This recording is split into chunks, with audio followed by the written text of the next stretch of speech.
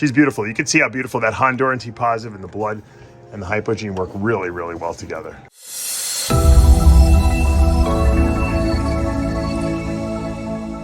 What's up, snake fans? Dave Palumbo here for Muscle Serpents Daily, and Jedi and I are going to be doing our little intro for our video today. He's very interested in my sweaty arms for some reason. The wonder of cats, right? Well, before I even start, I want to thank my friend from Shogun Snakes up there in Canada for sending me this beautiful shirt, and the back is even better, but I have a cast on, so I can't film myself. Maybe tomorrow I'll have Pablo film me. Pablo had to go to FedEx. We had to ship out some snakes today. We're going to be going into the snake room and taking a look at I believe the Hurricane Monarch clutch has hatched out. So we're going to see those snakes and see, I teased you the other day. I showed you we hit one Hurricane Monarch. We're going to see what else we hit.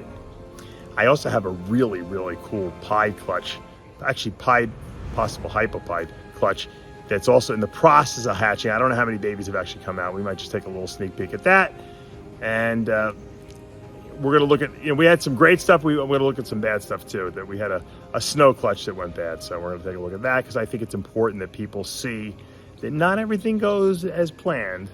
And you got to take the good with the bad. That's just the way it goes. We'll take a look at a couple of the cool snakes that I like in my collection. I always like to pick out a couple cool ones maybe you haven't seen in a while. Some progress pictures, and get you guys excited about your own projects and maybe purchasing some cool snakes and taking your snake breeding projects to the next level. So without further ado, let's get into the snake room. How big are these tortoises getting? Can you believe my albino sulcatas? They're getting enormous. Look at this. They're bigger than my hand now. I got my other one over there, basking a little bit. I've been putting a lot of this Timothy hay in here. They've been really loving eating this stuff. They eat the lettuce first, but then they'll eat the hay after that. They're really not supposed to get too much romaine lettuce. It's supposedly not good for them. There's too much protein in there, even though you would think how much protein can be in lettuce, but they eat so much of it, I guess it's just too much protein for them. So this Timothy hay is supposed to be really good for them. A lot of people just keep their tortoises on hay, believe it or not. I'm always putting water down for them, fresh water. They're always either peeing in the water or they're trying to take a bath in the water. I try to soak them once a week. Give them a little extra hydration, but it's pretty humid here in Florida, so especially during the summer. I love these guys. Once again, I'm going to be working on something to bring them outside or give them a little outdoor pen maybe during the day and bring them in at night. I don't want to leave them out there with predators, but still brainstorming all that. As soon as my leg gets better, I'll be able to do a lot more with the outdoor stuff. My friend Frank Nutt and I were just talking about the Inferno combination, which is the Honduran T positive blood. And if you add hypo in there, we call that the Hypo Infernal. And I have a female. I was looking at his online, it was beautiful. And I was looking at my female, and Frank asked me if I think she's gonna like deliver this year or have some babies. And I said, well, I saw a lot of locks earlier in the year, and she's been eating a lot though. She's started eating again. So, but that doesn't necessarily mean anything. I don't think she's got babies in her, to be honest with you. But, I mean, she's definitely big enough. And I'm hoping she goes. And she isn't, I thought she was 19. She's actually an 18, so she's definitely old enough. I don't know if we're going to get anything from her, though. I'm not sure. So, we'll keep our fingers crossed, but I don't see anything. I don't see a big bulge in her or anything like that. The only bulge I see is from the rat she ate. So, we'll see. Maybe we'll be surprised one day we'll walk in here. She's beautiful. You can see how beautiful that Honduran T positive and the blood and the hypo gene work really, really well together. I mean, an adult, look how red that is with these purples in here. And she's just, I've shown you her before, and she's just gotten better and better. She's just bright, bright red. Beautiful snake. She probably deserves to go outside, but I'm not going to take her outside right now. Looks like it's going to rain. We'll keep our eye open for any babies. All right, I had to show you this clutch, even though they haven't shed out yet. I gave you a sneak peek the other day, and so I want to show you what we got here. This was my Spider Hurricane Het Monarch, Monarch being the amazing T positive albino line, and we bred this to a Actually, this was a female spider hurricane het monarch bred by a visual monarch. And we got some crazy stuff here. Look at this guy. This is a hurricane het monarch. Beautiful, beautiful snake. Some nice hurricane pattern here. We got a visual monarch here. Now this one is a little, I'm having some trouble figuring out what this is. Now, the only genes involved were hurricane, monarch, and spider. This kind of looks spiderish, but it also looks hurricane. So I'm wondering if this is a spider, hurricane, monarch. Because it's got, spider hurricanes have the dots, these little dots in the alien heads. But it doesn't really look spider, so which would tell me that the monarch kind of really somehow canceled out some of the spider aspect of this thing. So, but it made it very clean looking. It's got that nice, like, dark dorsal striping. When these things shed the first time, you're going to see all this is going to turn purple, because these monarchs are very purplish. They're the most purple T-positive albino morph in ball pythons. So I'm right now I'm calling this a spider hurricane monarch, but that's the only thing I can think of. Unless there's other genes I'm not aware of. But not that I know of. I bred my original monarch to a spider hurricane. I produced the hets, and then we got these. So I don't know. All right, here's some of the superstars. This is one of them. This was what we were trying to hit. This is a monarch hurricane, or hurricane monarch, however you want to pronounce it, say it. So you can see the hurricane swirl is here. You can see the T-positive monarch. All this will be totally purple once it sheds out, and just so much busyness in the pattern. We know that hurricane infuses a lot of darkness into a snake, and when you use a T-positive albino gene, you're gonna strip some of that black away, and you're gonna see a lot of purples underneath it, and possibly some browns and oranges. So really, this came out really nice. And if you know what, if I thought this wasn't nice enough, we got another one that was even nicer. I think this guy's even nicer. I think he's got even more darkness in him and some more crazy hurricane-ish swirls going on here. I think I like this one better. They both are awesome, but this one might actually be my favorite. It's a little different looking. It's got a lot more darkness. I feel like it's got more hurricane swirls in it. It almost looks like there's another gene somewhere in here. I would think there would be almost like Enchi in here, but it's not Enchi, obviously. There's no Enchi in this breeding, but this came out really good. And the great thing is that I got a couple spiders, but I didn't get a million spiders. Sometimes, you breed spiders and everything comes out spider. I don't know, it's a very dominant-ish gene. But this worked out really well. These are great. So I got two great hurricane monarchs. We got this gorgeous hurricane het monarch here. He's really dark, really nice. And then we got this one that's monarch, I guess spider monarch hurricane. We hit a lot of hurricane in here. And I think this one is spider hurricane. The weird thing is I don't really see that much spider in these. Maybe once they shed out, I'll see more of the white on the lower border, but they gotta be spider. It's the only other gene in here. So I'm really happy with this clutch. It really came out nice, better than my expectations. And we have another one too, with the sister of this male. So we have a spider hurricane het monarch female, or I should say spider hurricane monarch male, het monarch male. We have a spider hurricane het monarch male that's being bred also to was bred, and we have a clutch eggs in the incubator. We showed you that the other day from the Super Pastel Sugar het monarch. So not bad. We hit a lot of monarch. By the way, thank you, Hans Winter, for that nice congratulations you gave me. Hans was the guy who has originated this hurricane gene, and he got me into it in 2015. I was one of the first people in the US actually helping him to sell these. I just saw the tremendous potential in this gene, and you know what, it's really proven out to be a really instrumental gene in a lot of morphs, especially clown. But there's so much still to do with the gene. And I'm glad I'm able to do some new creative stuff that no one's done before.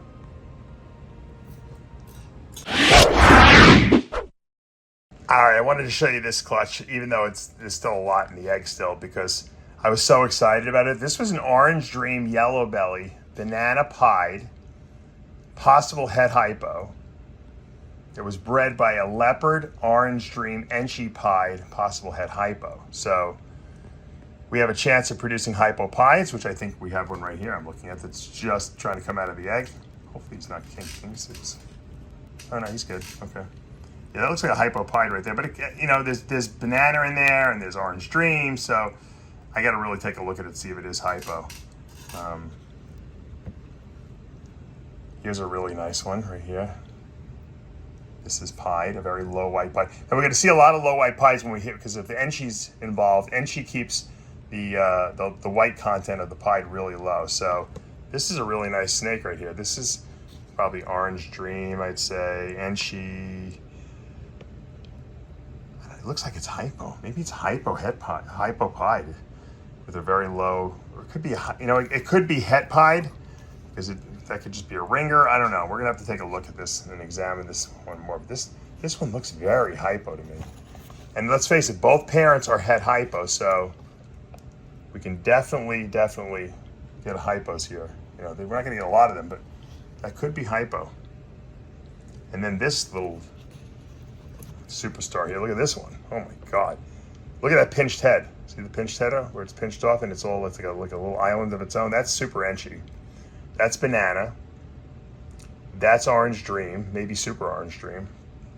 Definitely Orange Dream. I would call this, it almost looks hypo too, but I don't think it's hypo. It's a beautiful snake. Visual pied. Really nice. And we've hit some nice pieds this year. We've had some really good luck with pieds, and I'm really happy with that. Look at that.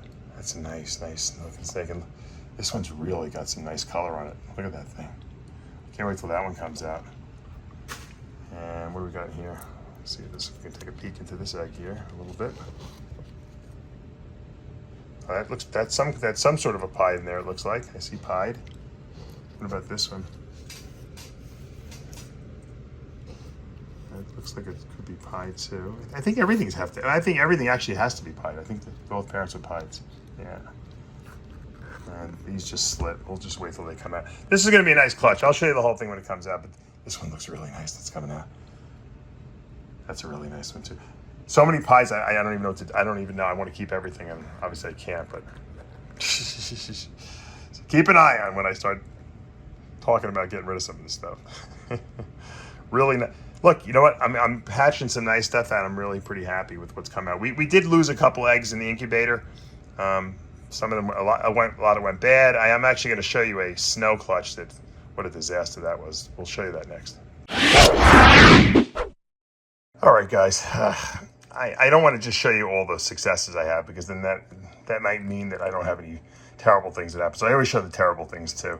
This was like an 8-egg clutch originally of snow to snow. That's TSK Axanthic albinos to TSK albino Axanthics. I produced a lot of these in the past, and I never held any back like a dummy. I always sold them all.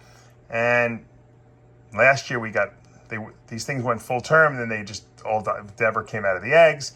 This year, it looked like we were gonna have a good clutch. These two came out first. Actually, we lost 4 earlier in the year because they just were, I don't know, they just went bad, the eggs. And then we had 4 eggs left, so I said, all right, fine. And then look at this thing that crawled out. See how deep, I produce really pink white snows, and this thing is all kinked up. This one's all kinked up. Terrible. Look at that. I mean, these are gonna have to be euthanized. Obviously, we'll have to put them in the freezer, but what a shame. And then the other 2 just never came out of the egg. They died in the egg. So I don't know what's going on. I don't know if, my female's kind of old, so I don't know if she's got just old eggs in her, and maybe they're just not good. And they're, you know, the best eggs are usually ovulated first early in their life, and then that's why even older adult women tend to have more birth defects. You know, the older they are, there's a much greater chance because the eggs are not as good. So I don't know. We'll keep an eye on these snows. I don't know if I want to breed them again. If this is going to happen again next year, I'm kind of upset about it. But I really would like to have a couple snows replace at least the female that I have now, so I can continue breeding these. All right, I wanted to show you this this Onyx. We've talked a lot about Onyx boas last week, and I wanted to show you this beautiful boy that I've been growing up. And just to give you an idea, this is a 2019. He is tiny. This guy, I'll show you, put my hand on you. Look how small he is. 2019, I tried to breed him this year. He was too small still. And that he's, think about it, he's 3 years old. And he still is not big. This is a sun glow, or T positive, Honduran T positive sun glow Onyx, possible het blood. So he's hypo, Honduran T positive, and he's Onyx, one copy. Really nice looking snake. Really beautiful eyes. I don't know if you can catch it. It's a little dark in here. So, but he's got some really beautiful red coloring in him, and that's because of that Honduran T positive, really. Hypo gene brings that out even more. Onyx brings in reds, obviously. So really nice male. He will eventually be a nice breeder for me, but probably not, maybe, hopefully the end of this year, maybe. But once again, he's a picky eater. Sometimes he eats. I just got him up to eating small rats, just like maybe a month ago. So they take a long time before they're eating small rats. It's like a very slow process. They usually eat mice for the first 2 years of their life at least. And if you're lucky, you might get them eating small rats after that. But he was slow. But I just stuck with him because I knew he was a beautiful snake and I wanted to get him into the breeding project. I just don't have enough males. I have a lot more females in my Onyxes. And you really need a 1-to-1 ratio. Sometimes I try to hedge my bets. Sometimes it pays off. Sometimes I get nothing. So I like to do 1-to-1. I know Vin Russo's a big 1-to-1 boa breeder too. So just a little bit of advice, and I wanted to show you this beautiful snake. All right, here's Pablo's that he's gonna be taking home soon. This is his albino leopard boa. This male, I'm really happy he's taking it because this male I literally had to assist feed for 2 years. I actually started doubting whether he'd ever start eating, and he obviously did start eating, and now he's a nice size. He actually might even breed coming up this year, so I'm pretty happy with him. He's really healthy. He's very, very, very, very friendly. And because of that, you know, I wanted to stay in the family, so I'm glad Pablo's going to be getting him and using him for breeding purposes. He's got a really nice motley het albino het leopard female he got for me that's pretty big right now. So I think at the end of the year, if he breeds this to her, he's going to get some really nice albino eclipses and all that great stuff. All right, we're going to end today with this awesome female that I produced from 21. This is a Spider Orange Dream Disco Inferno. A Disco Inferno is what we call an act-like super form. So it's one copy of Disco gene, one copy of Fire gene, and because they're allelic to each other, meaning they sit on the exact same location on the DNA strand, and so they almost act like they're the same gene. But when you put one copy of each together, you create this super form. We call it an acts-like super form. I think Kevin McCurley coined that term, actually. And they produce this what's called Disco Inferno craziness, where you get all this white in here. So this almost, and this is actually a visual clown too. So it's almost like you get it almost looks like a pied. And Disco Infernos tend to throw a lot of white like that. So they're pretty desirable because people think they're so cool. I think they're really cool too. So we got Orange Dream, we got Spider, we got Disco Inferno, those two Disco and Fire genes.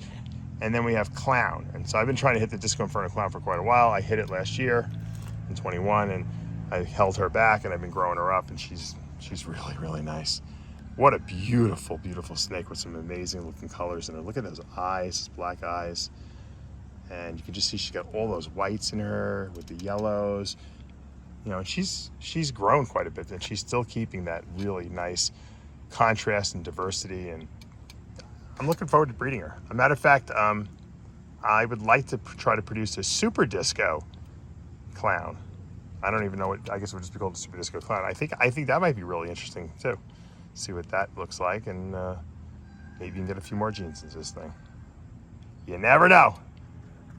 we still got another year or so before we can start planning what we're going to breed her to. So I can get my thinking cap on. All right, guys, that's going to do it for today here at Palumbo's Pythons and Boas. I hope you're having a great middle of the week. The most exciting parts yet to come, the end of the week. Every day is a great day. I always try to make every day a great day. Even on the bad days, I try to say, hey, you know what? I'm going to find something that's going to make me excited about today. Even, look, we all have bad days in the snake room as well. Things go wrong, clutches go bad. Maybe a snake is sick, or you lose a snake that you really loved and it was cost a lot of money, and you get depressed. You don't even want to go into the snake room. But you know what? They come, they go. You gotta keep looking forward to the future. I've made some pretty big, monetary investments in certain animals that have died, and you know what? I don't even want to think about it, because if I think about it, it'll get me depressed. But I look forward. I say, you know what? It's an investment. Not everything you invest in is going to pay off. So what about the snakes that you did invest in that did produce beautiful babies that you sold and made a profit on? So everything's not a profit in snake breeding. Remember that. And you have a lot of overhead. You're going to have rodent bills. You can have employees if you have a big enough facility like I do. You have electricity. You're going to have rent if you have to rent the facility. Luckily I pay myself rent because I own the building. But that's, you have to figure out how to make your business pay for itself. And if you want to make it a profit, if you want to make it a business that's going to actually, pay your mortgage on your house and do all those other things, buy your groceries, you're going to have to really figure out how to make it work. My suggestion is keep it as a hobby as long as you possibly can, so you don't have to depend on snakes paying your bills. Try to just have the hobby pay for itself at first, and then if you want to try to take it to the next level, that's another business plan you got to set up, because that's more serious. Because that means you need income coming in on a regular basis, and that's going to make it a lot harder. But it's not impossible. There's a lot of guys out there that are doing a great job and they're making a good living from this. So just remember, once you lose the fun, you're not going to want to go into that snake room and clean snake bins and all that other stuff. Keep it fun. Make it an if you're getting too big, I noticed I started getting a little too many snakes. Downsizing a little bit on the stuff that I held back too much stuff, or maybe I haven't really been pushing some of the stuff that I should be selling. So you can't get too big, or your rodent bill gets too big and you just can't clean all the snake tubs the way you need to. You got to have good husbandry if you want to have good health in your collection. So all that is important to consider when you're getting involved with snakes. Initially, at first, you only have a couple, and it's like you can't get too many because it's easy. 20 snakes is easy, 30 snakes, 50 snakes is easy to take care of. When you start getting into the hundreds, that's a different story. Okay, so just think about it closely, pick your projects carefully, breed and keep what you love. Don't worry about what's a good project or what people think you should be doing or breeding. Pick what you like. On those wide words, we're going to wrap today up. Make sure you hit that subscribe button, turn on your notifications, hit that like button. I'll see you back tomorrow morning.